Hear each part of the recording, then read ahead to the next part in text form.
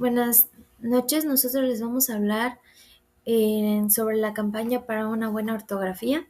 El equipo está conformado por Kawich Maritere, William Manuel, Adriana Guadalupe y su servidora Zulemi Concepción. Vamos a empezar a hablar sobre la expresión escrita. La expresión escrita es una habilidad que tenemos para comunicarnos por medio de la escritura.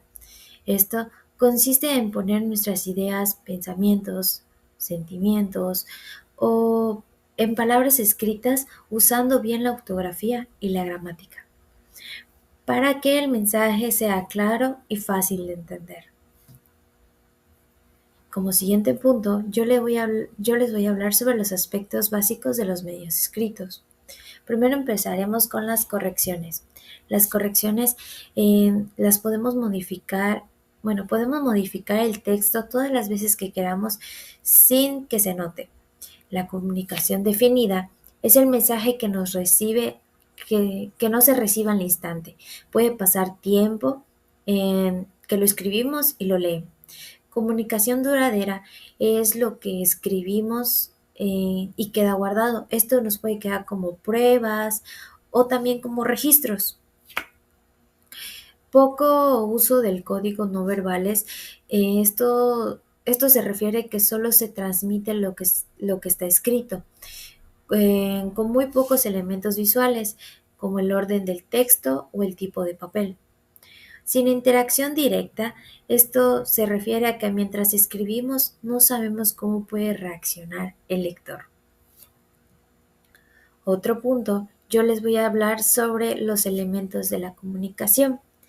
Para estos elementos de la comunicación necesitamos seis pasos o 6 ideas, que es el emisor, el receptor, el mensaje, el canal, el código y la situación. Empezamos con el emisor. El emisor es la persona que escribe el mensaje. El receptor es el que lo interpreta. El mensaje es lo que se quiere comunicar o dar a conocer. El canal es el medio por donde se escribe. Así puede ser papel o como ahorita lo tenemos en una pantalla. El código es muy importante porque si no tenemos un código como el idioma, no podemos a podernos entender y sería un poco complicado dar a conocer lo que estamos dando, o sea, escribiendo. Y las reglas que utilizamos, estas son muy importantes para que se pueda tener una fluidez y se puedan entender un poco mejor. La situación igual es algo muy importante porque es el contexto en el que se da la comunicación. Otro punto que yo les voy a hablar es la semántica. La semántica es parte de la lengua que estudia lo que significan las frases y las palabras, eh, y cómo esos dan significado y pueden cambiar con el tiempo. Otro punto que yo les voy a hablar es sobre el léxico. El léxico es un conjunto de todas las palabras que forman en el vocabulario de un idioma. Por ejemplo, en la familia de la palabra jardín está jardinero, jardinería, jardincito, y puede haber un sinfín de ejemplos. Otro punto que yo les voy a hablar es sobre la gramática. La gramática es el conjunto de las reglas que nos ayudan a escribir y hablar correctamente. Se encarga de estudiar cómo se forman las palabras y cómo se combinan en una oración para que tenga un sentido y nosotros lo podamos entender. Ok, ahorita vamos a ver lo que son las categorías gramaticales. Las categorías gramaticales son las clases de palabras que se utilizan comúnmente en el lenguaje. Esas son de manera universal y es una clasificación que se utiliza mundialmente. A pesar de que sea de manera universal, pues la mayoría de los continentes pues, utilizan ese tipo de clasificación. ¿Para qué sirve? Fácil y sencillo, pues sirve para buscar el funcionamiento o la correcta función de algunas palabras dentro de una oración para poder transmitir el mensaje de manera correcta.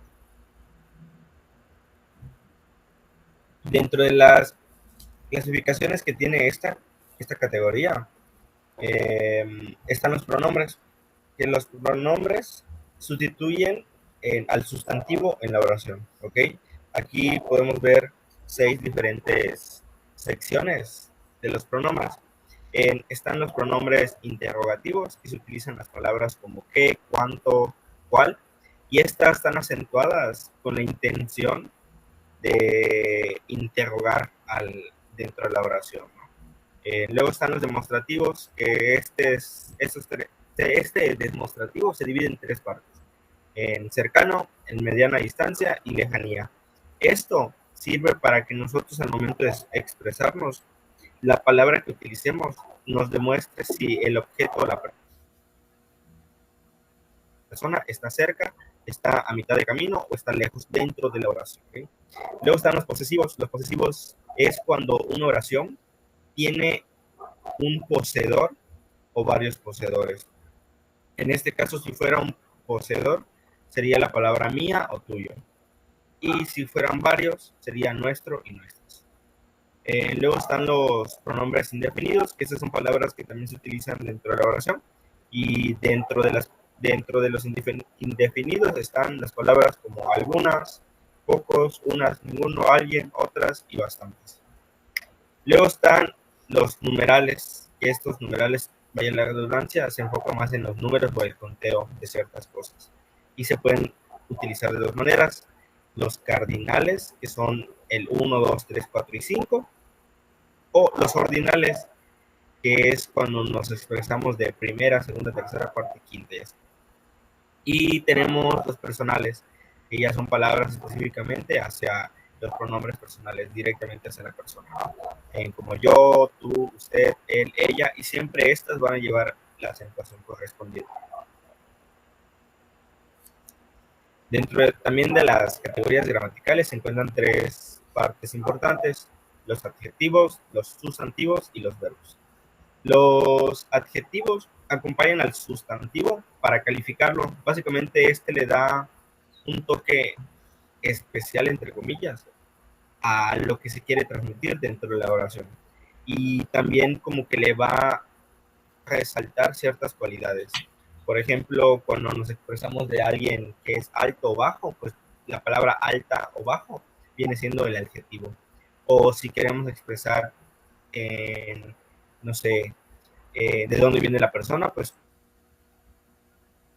utilicemos la palabra quizá mexicana, española, españoles. Luego están los sustantivos, que los sustantivos son palabras que terminan nombrando cosas a personas, ideas o sentimientos que nosotros queramos expresar. ¿Okay? Los sustantivos básicamente nos ayudan para darle a entender a las demás personas lo que nosotros sentimos. No sé, si en una oración tenemos, siento una sensación o emoción por algo, pues voy a demostrar en mi frase con la palabra felicidad. O sea, la felicidad va a ser mi sustantivo dentro de mi oración. ¿Okay? Luego están los verbos, que básicamente los verbos, como todos conocemos, son acciones que se van a expresar dentro de la oración. Un ejemplo o varios ejemplos de los verbos pues son estudiar, jugar, aprender, compartir, leer y así. De igual manera tenemos otra variación de esta categoría, que son los determinantes. Los determinantes van junto al sustantivo, ¿ok? Igual incluyendo al verbo. Igual tenemos una sección de 6. Están interrogativos, demostrativos, posesivos, indefinidos, los numerales y los artículos. Si lo vemos de tal manera, viene siendo la misma clasificación a la anterior, a los pronombres.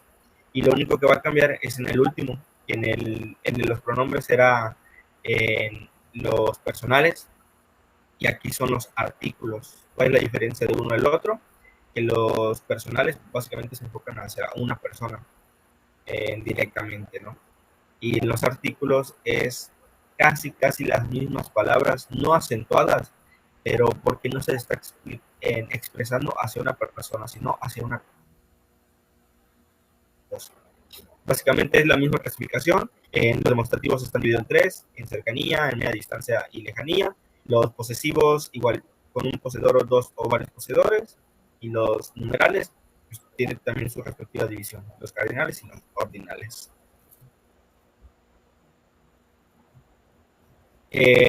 Y también tenemos otra clasificación, que son los adverbios. Básicamente los adverbios nos sirven para dar a entender cierta información dentro de nuestra oración, y con los adverbios vamos a dar tiempo, vamos a dar lugar y vamos a dar cantidad y otras cosas dentro de nuestra oración. Aquí tenemos la primera, que es de tiempo, que se utilizan palabras como ahora, luego, siempre, después y mañana, dando a entender el tiempo en el que queremos dar la oración. Luego está los de lugar, como palabras de aquí, cerca, delante, dentro. Igual están las de cantidad: más, menos, muy, mucho y poco, ¿no? Tenemos las de modo, que son palabras como bien, mal, así, deprisa, etc. Las de afirmación, con palabras como el sí cierto, cierto, por supuesto, claro. Y lo contrario de la afirmación sería la de negación, con palabras como no, nunca, jamás y tampoco.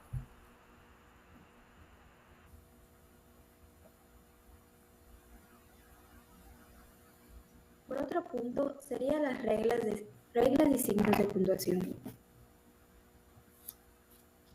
La sílaba atómica. En español las palabras se dividen en dos. La sílaba atómica lleva más énfasis y las demás son antónomas.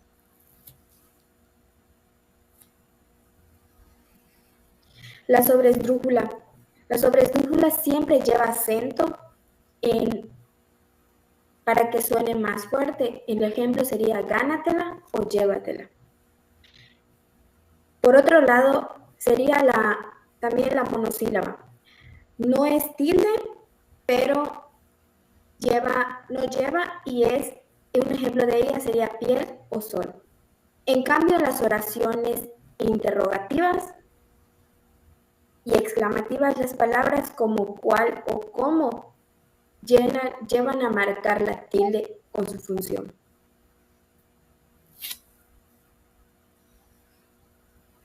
El acento diacrítico se usa para diferenciar las palabras de iguales en escritas, pero con distintos significados. Un ejemplo de ella sería el perro es su mejor amigo, sería el artículo. Él es su mejor amigo, sería el pronombre. Si quieres, nos vemos, sería la conjugación. Si quiero, sería el adverbio. Por otro punto, las reglas de puntuación. Las reglas de puntuación sirven para marcar la escritura, las pausas y las entonaciones que usamos al hablar, ayudando a dar sentido y claridad al texto. Por otro lado, también serían los signos para indicar las pausas, como la coma, el punto, el suspensivo, punto y coma y dos puntos. Por ejemplo, el de coma sería mañana iremos al cine y luego a cenar. El punto, hoy hace mucho calor. El punto suspensivo, no sé, tal vez mañana te llamen. El punto y coma, tengo que comprar frutas, verduras y pan. Por otro lado, el de dos puntos, necesito tres cosas: papel, lápiz y borrador. Por otro punto serían los signos de entonación: el signo de interrogación y el signo de admiración o exclamación. Ejemplo del signo de interrogación: ¿cómo te llamas? ¿Qué hora es? O ¿dónde está el libro? Lo que dejé aquí. En el signo de admiración o exclamación sería: ¡qué alegría verte! Cuidado con el perro o feliz cumpleaños.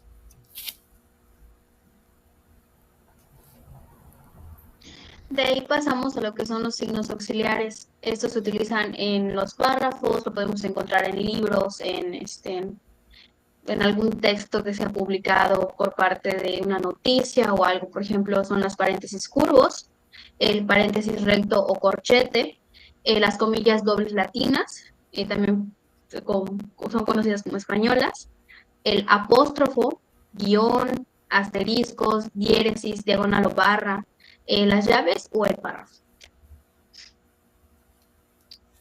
Y pasamos a lo que son los sinónimos.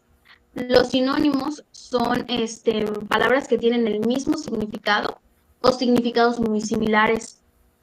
Por ejemplo, aquí tenemos lucha y pelea, o sea, un ejemplo. Y también tenemos lo que es alumno, estudiante. Son palabras que tienen el mismo significado, pero son similares o pueden ser diferentes. Pasamos a los antónimos, que los antónimos es la oposición, o sea, que es podemos decir sí, como dice, perdón, la palabra, oposición, o sea, blanco a negro, ¿no?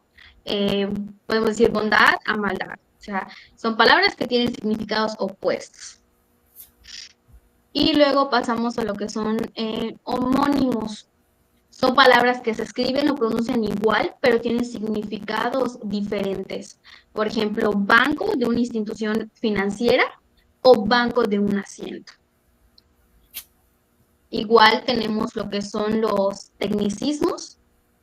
Un ejemplo de lo que también podemos decir de homónimos, borde de un límite o conjugación del verbo bordar. O también tenemos aquí lo que es vino como una bebida o conjugación del verbo venir. Y también, por ejemplo, igual, una que es, aquí podemos nosotros distinguir lo que dijimos, podemos decir de que sí, cierto, es verdad, es la parte de la palabra nada, que es algo inexistente, o del verbo nadar. Y lo que es de lava, que es la materia que emerge de un volcán, o del verbo lavar, ¿no? Ahora sí pasamos a lo que son los tecnicismos y vicios del lenguaje. Los tecnicismos son palabras que tienen un significado específico y son empleadas en ciencias. Estas como un campo de trabajo, podemos, o una disciplina. Y también poseen un significado particular y generalmente carecen de sinónimo. No forman parte del lenguaje común, pero hay excepciones en algunas ocasiones.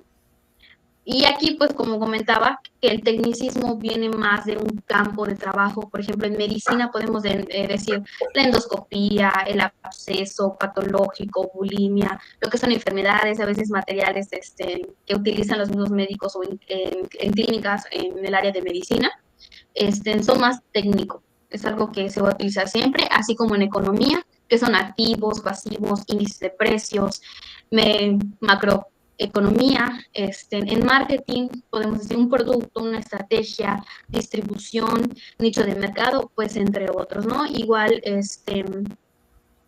pasamos a lo que es vicios del lenguaje, faltas de redacción que estropean una prosa, o sea, algo que en un texto o cuando nosotros mismos hablamos, pues algo que no tiene que estar, ¿no? También se rompe el hilo, atentan contra la gramática, provocan ambigüedad. Y básicamente son errores o usos incorrectos del lenguaje que pueden afectar la claridad o la eficiencia de la comunicación. En muchas ocasiones a veces nosotros solemos cometerlas, ¿no? Y también viene de estos vicios del lenguaje, vienen unas subcategorías, que es, por ejemplo, el barbarismo, que son escribir mal las palabras. Por ejemplo, aquí lo que tenemos aquí en la pantalla es como oyiste o fuiste, ¿no? El extranjerismo, usar vocablos de otros idiomas, por ejemplo, aquí como mencioné igual, de show, en algunos lugares se dice, pero también utilizamos el espectáculo. Ensolecismo es romper con la concordancia gramatical o alterar la lógica de la oración, que es algo que a veces nosotros mismos decimos, ¿no? Por ejemplo, ¿están medios dormidos o están medio dormidos? Entonces, es algo que siempre, a veces o siempre nos pasa porque pues igual no tenemos la educación correcta para poder decirlo. Y también pasamos a los dos últimos, que es la redundancia. Se reitera en el contenido innecesariamente, ¿no? Es como cállate la boca, lo vi con mis propios ojos. Es algo que igual siempre utilizamos en ocasiones. Y por último tenemos la anfibología, que es la redacción, se expresa de dos o más ideas. O sea, aquí nos muestra que dice calcetines para caballeros de lana. O sea, nos están diciendo que los calcetines son para personas que tienen dinero, pero también puede ser calcetines de lana para caballeros. O sea, que los calcetines están hechos de lana para los caballeros, o sea, un material que se utiliza para la ropa, ¿no? Entonces, estas sería lo último que ya va a dar el fin del tema. Gracias. Ok, yo les voy a decir una pequeña conclusión de todo el tema que estuvimos viendo y del taller que estuvimos proporcionando. La buena ortografía no es solo una norma lingüística, sino una herramienta esencial para comunicarnos con claridad, transmitir ideas de formas precisas y proyectar una imagen profesional. A lo largo de esta exposición hemos visto cómo la expresión escrita, la gramática, el léxico y las reglas de puntuación se unen para dar sentido y coherencia a nuestros mensajes. Cuidar mucho nuestro lenguaje escrito es también cuidar nuestra identidad y nuestra forma de relacionarnos con los demás. Igual recordemos que escribir bien no es una oportunidad para que nuestras palabras ¿cómo? No, recordemos que escribir bien no es una obligación aburrida, sino una oportunidad para que nuestras palabras tengan fuerza, belleza y creatividad de lo que estamos diciendo. Por nuestra parte es todo. Con esto concluimos nuestra exposición.